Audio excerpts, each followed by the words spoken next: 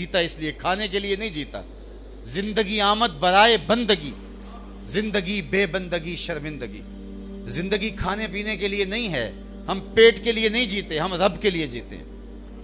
تو قرآن اگر ہماری زندگی میں اتر جائے اور روزانہ کہ میں نے عرض کیا 2 صفحے بھی ہماری زندگی میں شامل ہو جائیں تو قرآن ہماری زندگی کے رخ بدل دے گا. یہ کتاب زندہ ہے، یہ بندوں کو اٹھا دیتی ہے اور خدا کی قربت کی ضامن ہے یہ کتاب. تو خوش نصیب ہیں وہ لوگ جو اس کتاب کے ساتھ جڑے ہوئے ہیں. فرمایا کہ قرآن پڑھا کرو دن کے اجالوں میں اور رات کی تنہائیوں میں. اور پھر بھی ارشاد فرمایا کہ قرآن پڑھا کرو اور قرآن پڑھتے ہوئے رویا کرو. اور پھر فرمایا فَإِلَّمْ تَبْكُوا فَتَبَاكُوا، اور اگر رونا نہ آئے تو رونے کی کوشش کیا کرو، رونے والا منہ بنا لیا کرو. حضرت داتا گنج بخش علی حجویری علیہ رحمہ کشف المعجوب میں لکھتے ہیں کہ ایک مرید نے ان سے پوچھا حضرت اگر رونے کی کوشش کریں پھر بھی رونا نہ آئے، فرمایا پھر مقدر پہ رویا کرو. اتنے سنگ دل ہو گئے ہو کہ تمہاری آنکھیں آنسوں کا خراج نہیں دیتے. لا خیر فی عین لا تبکی من خشیت اللہ. امام ابو نعیم لکھتے ہیں اس آنکھ میں بھلائی ہی کوئی نہیں جو اللہ کے خوف سے روتی نہیں ہے. جس کو رونا نصیب نہیں ہے فَلْيَدْحَقُوا قَلِيلًا وَلْيَبْكُوا كَثِيرًا، تمہارا رب کہتا ہے تھوڑا ہنسا کرو زیادہ رویا کرو. یہ قرآن میں رب نے کہا ہے. اور ہماری مجالس آج کہکہوں سے بھر گئی. آج ہماری زندگی لطیفوں کی نظر ہوگی تو خود لطیفہ بن کے رہ گئے.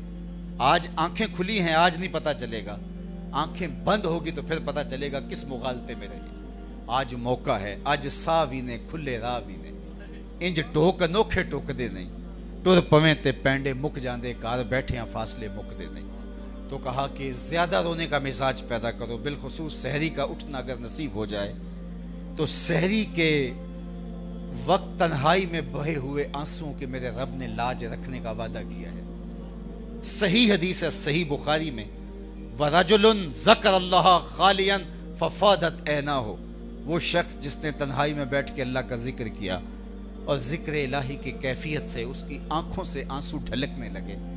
میرے اور آپ کے آقا و مولا نے فرمایا قیامت کے دن جب سورج 1.25 میل پہ ہوگا، رخ سیدھا ہوگا، کڑکتی دھوپ ہوگی، لوگ پسینے میں شرابور ہوں گے، کوئی سایہ نہیں ہوگا، اللہ اس شخص کو اپنے عرش کا ٹھنڈا سایہ عطا فرمائے جو یاد الہی کے اندر آنسو بہاتا ہے. رومی علیہ رحمہ نے کہا کہ جہاں پانی گرتا ہے وہاں سبزہ اگتا ہے، جہاں آنسو گرتے ہیں رحمت اترتی ہے. تو اپنی زندگی کو سنجیدگی کے ساتھ گزارنے کا مزاج پیدا کرو. ہر وقت کہے ہر وقت لطیفے، ایک دوسرے کا مذاق اڑانا، تذلیل کرنا، دوسروں کی تنقیس کی ٹو میں رہنا. اور ہر وقت میں نے تو دیکھا لوگوں کے گھروں کی باتیں لوگ مجالس میں کر رہے ہوتے ہیں. ہم اتنے گر گئے ہوئے ہیں، ہمارا مزاج لوگوں کی بہنوں بیٹی اور بہوؤں کی باتیں بیٹھکوں اور چوپالوں میں جب ہونا شروع ہو جائیں تو پھر کیا ہم انسان رہ جائیں گے؟ کیا ہم جو ہے مسلمان ہونا تو بہت دور کی بات ہے، وہ تو اونچی ڈگری ہے. اچھا انسان بھی کیا وہ ہو سکتا ہے کہ جو وہ اتنی گراوٹ کا شکار ہو جائے کہ اس کی مجلس میں ایسی بدبو غیبت کی پھیلتی رہے کہ ہر وقت لوگوں کی بہنوں بیٹیوں کے تبصرے وہاں ہوتے رہیں، لوگوں کی آراز اور عزتوں سے کھیلنا اس کا محبوب مشغلہ بن جائے تاکہ لوگوں کو ذلیل کیا جائے. مسلمان کی تعریف تو یہ کی گئی المسلم من سلم المسلمون من لسانہ و یدہ. مسلمان کون ہے؟ جو تہجدیں بہت پڑھتا ہے. مسلمان کون ہے؟ کہا مسلمان وہ ہے جس کی زبان سے اور اس کے ہاتھ سے، اس کے رویے سے، اس کے طرز زندگی سے دوسرا مسلمان محفوظ رہتا ہے. ہم جو کہتے ہیں السلام علیکم، یہ تحیت المسلم ہے نا، السلام علیکم، تو اس کا کیا مطلب ہے؟ السلام علیکم کا مطلب ہے تجھے سلامتی ہو. تو جب کوئی شخص کسی کو کہتا ہے السلام علیکم تو گویا وہ اس کو ضمانت دیتا ہے کہ میری طرف سے بے فکر ہو جا، میری طرف سے تیری جان بھی محفوظ ہے، تیرا مال بھی محفوظ ہے، تیری آراز، تیری عزتیں بھی محفوظ ہیں. اور وہ آگے سے کہتا ہے وعلیکم السلام، مجھے ضمانت دینے والے میری طرف سے بھی بے فکر ہو جا، تیری عزت کو، تیرے مال کو، تیری آبرو کو، تیری جان کو میری جانب سے بھی کوئی خطرہ نہیں ہوگا. یہ ہے مفہوم السلام علیکم کا. لیکن آج ہم السلام علیکم کہہ رہے ہوتے ہیں اور سلام لیتے ہوئے انگلیاں بھی کاٹ رہے ہوتے ہیں، تو یہ پھر سلام نہیں ہوتا، یہ منافقت ہوتی ہے. تو سلام ضمانت دینا ہے، سلامتی دینا ہے. ہارون الرشید کے دربار میں ایک قیدی لایا گیا جس کو سزائے موت ہونے والی تھی، تو اس کی یہ آخری آرزو تھی کہ مجھے بادشاہ کے سامنے پیش کر دیا جائے۔ بادشاہ نے کہا ٹھیک ہے، اس کی یہ آرزو پوری کر دی جائے۔ دنیا کے قوانین میں ہے کہ مرنے والے کی آخری آرزو پوری کی جاتی ہے۔ تو وہ دربار میں داخل ہوا اور کہا السلام علیکم۔ ہارون رشید نے کہا وعلیکم السلام۔ تو اس کے بعد آرزو تیری پوری ہوگی؟ اس نے کہا ہو گئی، چلو اس کو پکڑو اور اس کو قتل کر دو۔ اس نے کہا مجھے قتل نہیں کر سکتے۔ کہا کیوں؟ کہا بادشاہ نے مجھے بری کر دیا۔ کہا بادشاہ نے کہا میں نے کہا بری کیا ہے؟ کہا آپ نے کہا نہیں وعلیکم السلام، تیرے اوپر سلامتی ہو۔ اللہ اکبر۔ تو بادشاہ مسکرانے لگے، کہا کہ جاؤ میں نے اس کو آزاد کر دیا۔ تو جب کسی کو آپ کہتے ہیں السلام علیکم تو اس کو ضمانت دے رہے ہوتے ہیں، ضمانت دے رہے ہوتے ہیں۔ چلو میں تمہیں آپ پیار کی کہانی سناؤں۔ حضور کا طریق یہ تھا کہ جب کسی کے دروازے پر جاتے تو دستک دیتے 3 مرتبہ اور ساتھ کہتے السلام علیکم۔ 3 مرتبہ تک حضور یہ فرماتے، اور اگر جواب اندر سے نہیں آیا تو حضور تشریف لے جاتے۔ ناراض نہیں ہوتے کہ میں تیرے دروازے پر آیا اور میں نے 3 مرتبہ آواز دی اور تو نے کوئی جواب نہیں دیا۔ میرا خیال یہ موبائل کا ادب بھی اس سے سمجھنا چاہیے کہ کسی کو کال کریں تو 3 مرتبہ بیل چلی جائے، اگر وہ نہیں اٹھائے ہو سکتا ہے سویا ہو، مصروف ہو، کسی میٹنگ میں ہو، لیکن ہم تو بچے کی ڈیوٹی لگا دیتے ہیں جب تک تیرے ہوش سلامت ہے تو کال کرتا رہے۔ اور یہ عجیب کہانی ہے، تو دروازے پر بھی دھرنا دے کے نہیں بیٹھ جانا چاہیے۔ 3 مرتبہ السلام علیکم، اور اگر جواب نہیں آیا تو کوئی بات نہیں، اس پر غصے والی بات بھی نہیں ہے۔ حضور ایک صحابی کے دروازے پر گئے اور کہا السلام علیکم، اور دروازے کو دستک دی۔ اس نے دروازے کے سوراخوں سے دیکھا تو اسے سمجھ آ گئی یہ تو حضور ہیں۔ اس نے وعلیکم السلام تو کہا لیکن ہولے سے۔ حضور نے پھر کہا السلام علیکم اور دستک دی۔ اس نے پھر دل ہی دل میں کہا وعلیکم السلام اور دروازہ نہیں کھولا۔ حضور نے پھر کہا السلام علیکم اور دستک دی۔ اس نے پھر کہا وعلیکم السلام، لیکن دل ہی دل میں کہا۔ اب 3 مرتبہ ہو چکا تھا، حضور پلٹنے لگے تو جلدی جلدی دروازہ کھولا۔ میرے ماں باپ آپ پہ قربان، میرے بخت جاگے کہ آپ آئے، یہ تو قسمت سنور گئی کہ آپ تشریف لائے۔ حضور آئیے۔ فرمایا میں نے تو 3 مرتبہ سلام کیا، 3 مرتبہ میں نے دستک دی لیکن جواب نہیں آیا، میں تو واپس جا رہا تھا۔ عرض کی حضور میں نے تینوں بات سنا اور میں نے جواب بھی دیا لیکن ہولے ہولے بولتا رہا۔ میری آرزو یہ تھی کہ حضور بار بار مجھے سلامتی کی دعا دیتے رہیں، تیرے اوپر سلامتی ہو، تیرے اوپر سلامتی ہو، تیرے اوپر سلامتی ہو۔ میری آرزو یہ تھی کہ بار بار یہ دعائیں ان میٹھے ہونٹوں سے ملتی رہیں، اور اگر حضور کہیں تیرے اوپر سلامتی ہو تو آتش دوزخ جلا سکتی ہے۔ تو یہ سلامتی ہم اپنے بھائیوں کو دیتے ہیں۔ المسلم من سلم المسلمون من لسانہ و یدہ۔ تو کیسے ہم کسی کی بیٹی کی بات کر سکتے ہیں جب اس کو السلام علیکم کہہ چکے ہیں؟ ہم کیسے کسی کا مال لوٹ سکتے ہیں جب اس کو السلام علیکم کہہ چکے ہیں؟ جب ہم کسی کی تنقیص اور تذلیل کیسے کر سکتے ہیں جب اس کو ضمانت دے چکے ہیں السلام علیکم؟ تو کیسے ہم اس کو ذلیل کر سکتے ہیں؟ لیکن ہم ان لفظوں کے مفہوم سے ناآشنا ہو کے رہ گئے۔ لا یبق من الاسلام الا اسمہ ولا یبق من القرآن الا رسمہ مساجدہم عامرۃ وہی خراب من الہدی۔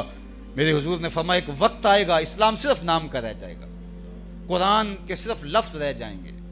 مساجدہم عامرۃ وہی خراب من الہدی، مسجدیں زیب و زینت کے لحاظ سے تو آباد ہوں گی لیکن ہدایت کے نور سے خالی ہو جائیں گے۔ یصبح الرجل مومنا و یمسی کافرا، فرمایا وہ وقت پھر ایسا ہوگا صبح کو بندہ مومن ہوگا، شام کو کافر ہوگا۔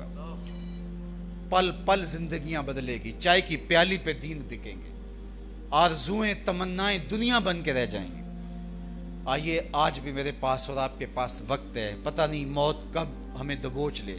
جب موت آتی ہے تو ایک لمحہ بھی نہیں لگتا، ہم کہتے ہیں ابھی تو فون پہ میری بات ہوئی، ابھی تو میں نے سبزی والی دکان پہ کھڑے دیکھا، لیکن جب موت آتی ہے تو صاحب ایک گھڑی، ایک ساعت اور ایک لمحے کا بھی تقدم و تاخر نہیں ہوتا۔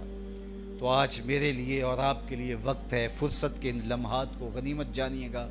ایک تو کبھی بھی 5 گانا نماز کو ترک نہ کیجیے گا، اور اپنی نظر کو ہمیشہ پاک رکھیے گا۔ جس شخص کی نگاہ پاک نہیں رہتی اس کو عبادات میں سرور نہیں مل سکتا۔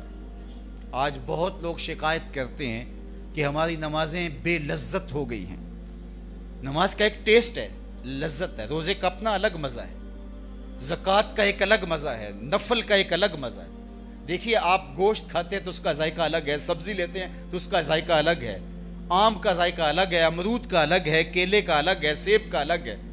تو یار جب کیلے اور سیب کا ذائقہ موجود ہے تو تہجد اور فجر کا ذائقہ نہیں ہے؟ تو ہر نماز کا ذائقہ ہے، فجر کا اپنا ذائقہ ہے، ظہر کا اپنا ذائقہ ہے، اس کو حظ کہتے ہیں، اس کو لطف کہتے ہیں، اس کو لطافت کہتے ہیں، اس کا ایک سرور ہے۔ پھر نماز گھر میں پڑھے تو اس کا لطف اور ہے، مسجد میں پڑھے تو لطف اور ہے، کسی باعمل کامل شخص کے پیچھے پڑھیں تو لطف اور ہے، اور اگر گھر میں پڑھیں تو مزہ اور ہے، اور اگر سجدے کے لیے حرم کا صحن مل جائے تو پھر لطف اور ہے، اور اگر ریاض الجنہ کی زمین مل جائے تو لطف اور ہے، کیفیت اور ہے۔ روزے کا بھی مزہ اور ہے، نفل روزہ رکھیں تو اس کا ایک اپنا ٹیسٹ ہے، فرض رکھیں تو اس کا اپنا مزہ ہے، اور روزے کھولنے کا ایک سرور ہے، روزہ رکھنے کا ایک سرور ہے، گھر میں سحری کریں تو اس کا سرور اور ہے، مسجد میں افطاری کریں تو اس کا سرور اور ہے، اور کامل مرشد کی صحبت میں بیٹھ کے اس کے ہاتھوں سے دی ہوئی کھجوریں لیں تو اس کا ٹیسٹ الگ ہے، اور روضہ رسول سامنے ہو اور کھجور پکی بھی مدینے کے باغ کی ہو اور مدینے میں بیٹھ کے افطار کر رہے ہوں تو اس کا ذائقہ اور ہے۔ ہر چیز کا ایک ذائقہ ہے، لیکن اگر ذائقہ چھن جائے، وہ آج کل وہ کہتے ہیں کرونے سے ذائقہ چھلتا ہے، اور جب بد نگاہی کا کرونا ہو جائے تو پھر نہ نماز کا مزہ، نہ روزے کا مزہ، نہ حج کا مزہ، نہ زکوٰۃ کا مزہ، پھر زندگی بے روح اور بے مزہ ہو جاتی ہے۔ اگر میں اور آپ چاہیں کہ ہماری زندگی لطف اور لطافت کے نور سے مالا مال ہو، اس کی حلاوت نصیب ہو، تو پھر اپنی نگاہوں پاک رکھیے گا۔ آج کے زمانے میں اتنا آسان تو نہیں ہے، لیکن ہر صورت میں نگاہوں کو پاک رکھیے گا۔ میں ضمانت دیتا ہوں آپ کو کہ سرور عبادت کا نہ آیا تو میرا گریبان پکڑنا، کیونکہ کیوں؟ ایمان کی حلاوت ہے، خالی ایمان ہی ایک کیفیت دیتا ہے، یہ سرور کہ میں مومن ہوں، یہی ایک نشہ ہوتا ہے۔ اللہ اکبر۔ اور پھر جب ہم عبادات کرتے ہیں، کسی کامل کی صحبت میں بیٹھتے ہیں، تو وہ جو اندر آپ کے خوشبو چھپی بیٹھی ہے ایمان کی، وہ پھیلنا شروع ہو جاتی ہے۔ اسی کو باہو نے کہا تھا نا، اندر بوٹی مشک مچایا اتے جہاں پھلاں تے آئی ہو، لیکن ہم نے کبھی اس کو چھیڑا ہی نہیں ہے۔ کستوری کا مزاج یہ ہے، اس کو جتنا رگڑیں گے اتنی مہک پھیلتی چلی جائے گی، تو اس کو کبھی رگڑ کے تو دیکھو یار، ذرا اس کو تھوڑی سی دھونی لگا کے دیکھو تو صحیح، اندر خوشبوئیں پھیلا دیتی ہے۔ ہمارے اندر تو بدبوئیں پھیلی ہوئی ہیں، غیبت کی، نا اتفاقی کی، نفرتوں کی۔ اپنے اندر کو صاف جب کریں گے تو یہ شفاف حجرہ، یا گندی جگہ پہ تو آپ کسی مہمان کو نہیں بٹھاتے، اور کوئی آپ کے گھر میں نفیس شخص آ جائے اور گندی جگہ پہ وہ بیٹھے گا، چند لمحوں کے لیے بیٹھے گا تو اٹھ کے بھاگ جائے گا۔ تو کسی کے لیے آپ آراستہ کرتے ہو، پلنگ بچھاتے ہو، نئی چادر دھلی ہوئی بچھاتے ہو، خوشبوئیں سلگھاتے ہو کہ آنے والا ذرا آسودگی سے بیٹھ جائے۔